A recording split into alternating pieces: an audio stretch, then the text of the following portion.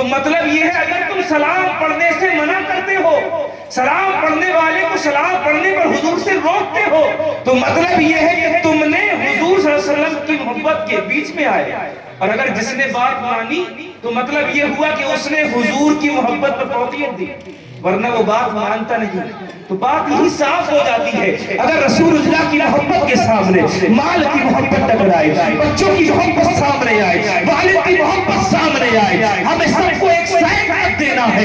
اگر سب سے زیادہ محبت کسی سے کرنا ہے تو رسول اللہ سے کرنا ہے. اس لیے سرکار نے ارشاد فرما دیا تم میں کا کوئی کامل مومن نہیں ہے، اس کا ایمان مکمل نہیں ہو سکتا جب تک کہ ہر چیز سے زیادہ مجھ سے محبت نہ کرے. اللہ کی سرتابہ قدم شان ہے یہ، انسان نہیں انسان کو انسان ہے یہ. قرآن کو ایمان بتاتا ہے یہ، ایمان یہ کہتا ہے میری جان ہے. اللہ کی سرتابہ قدم شان ہے یہ، انسان نہیں. انسان وہ انسان ہے یہ. قرآن تو ایمان بتاتا ہے انہیں. عظیم کتاب ہے قرآن عظیم. قرآن سے پوچھا کہ حضور کیا ہے، حضور کی شان بیان ہے.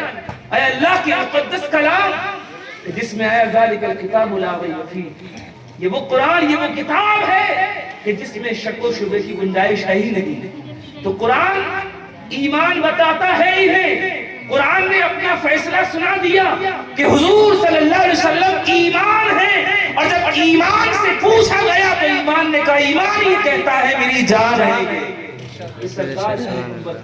حضور صلی اللہ علیہ وآلہ وسلم کی محبت اپنے سینے میں بسا کر کے رکھو، حضور کا عشق اپنے سینے میں رکھو. اس لیے کہ رسول اللہ کی محبت اپنے سینے میں بسا کر کے جب دنیا سے جاؤ گے تو تمہارے جینے کا انداز بھی الگ ہے، مرنے کا انداز بھی الگ ہوگا. بتاؤ تو صحیح، آج رسول اللہ سے اختلاف کرنے والوں آج جو کہتے ہو ماں کے قدموں کے نیچے جنت ہے، ماں کے قدم کو چوما جائے گا، جنت کی چوکھٹ کو چوم لیا جائے گا. حضور کی حدیث سنتے ہو نا کہ ماں کے چہرے کو دیکھا، ایک مرتبہ محبت سے دیکھ لیا تو اس حج کا ثواب ملتا ہے. جو اللہ کی بارگاہ میں حج قبول ہو جائے حج مقبول کا ثواب ملتا ہے.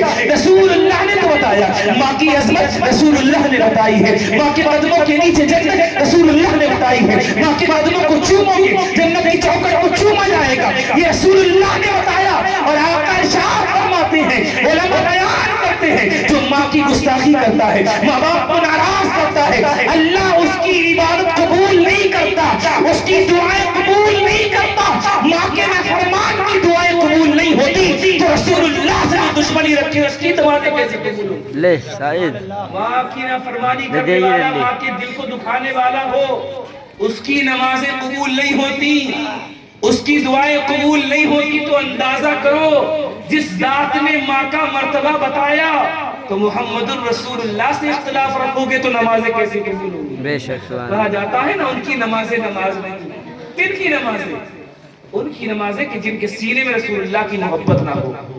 ان کی نمازیں حضور تو کہیں کہ میں یہاں سے سنتا ہوں جیسے آج تمہیں دیکھتا ہوں، بعد مثال بھی ایسی ہی تمہیں دیکھوں گا. کہتے ہیں سرکار صلی اللہ علیہ وسلم. اب رسول اللہ تو یہ کہے کہ میں اپنے اس امتی کو جانتا ہوں، اس امتی کو جو کنوئی میں بیٹھ کر کے سلام پڑھے حضور پر، یہ حضور کہتے ہیں میں جانتا ہوں کہ سلام کس نے پڑھا ہے. اور کہتے ہیں سرکار جب میرے پاس سلام پیش کیا جاتا ہے تو بتایا جاتا ہے یا رسول اللہ فلاں کے بیٹے نے جس کا یہ نام ہے اس نے آپ کو سلام بھیجا ہے. یہ تو آپ کی خوش قسمتی ہے، سلام آپ پڑھیں اور آپ کے والد کے نام کے ساتھ حضور کی بارگاہ میں سلام پیش کیا. بے شک سبحان اللہ. کتنا خوش قسمت ہے وہ امتی. سلام پڑھے اپنے گاؤں میں بیٹھ کر، سلام پڑھے مسجد میں کھڑے ہو کر، یہاں درود و سلام اپنے گاؤں سے اپنے گھر سے پیش کرے اور پڑھے وہ اور ساتھ میں والد کا نام لے کر حضور کی بارگاہ میں پیش کیا جائے.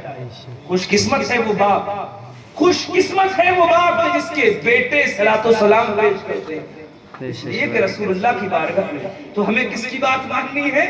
حضور کی. یہ حضور کہتے ہیں میں سنتا ہوں. حضور صلی اللہ علیہ وسلم ارشاد فرماتے ہیں کہ میں اپنے غلاموں کے سلام کو سنتا ہوں، وہ کہاں سے پڑھتے ہیں. اور کوئی یہاں کہے کہ وہ سنتے ہی نہیں تو بات صاف ہو جاتی ہے کہ وہ سنانا نہیں چاہتے. ہمارا عقیدہ ہے، ہم نے تو ولیوں کی شان بتا دی، غوث اعظم کا عالم یہ ہے کہ وہ پوری دنیا کو ملاحظہ کر لیں تو جس نبی کی اولاد ہے، جس علی کی اولاد ہے، تو ان کے علم کا عالم. تو یہ رسول اللہ صلی اللہ علیہ وسلم کی عظمت شان ہے. تو سرکار وما ارسلناک الا رحمۃ للعالمین کہ حضور سارے جہان کے لیے رحمت بن کر کے آئے. میں نے یہ تلاوت کی، دوسرے مقام کی تلاوت کی، قل لا اسألک علیہ اجرا الا المودۃ فی القربى. اس کا ترجمہ ہے اے محبوب آپ فرما دیجئے میں تم سے کچھ اجرت طلب نہیں کرتا، کچھ معاوضہ نہیں مانگتا مگر اہل بیت کی محبت.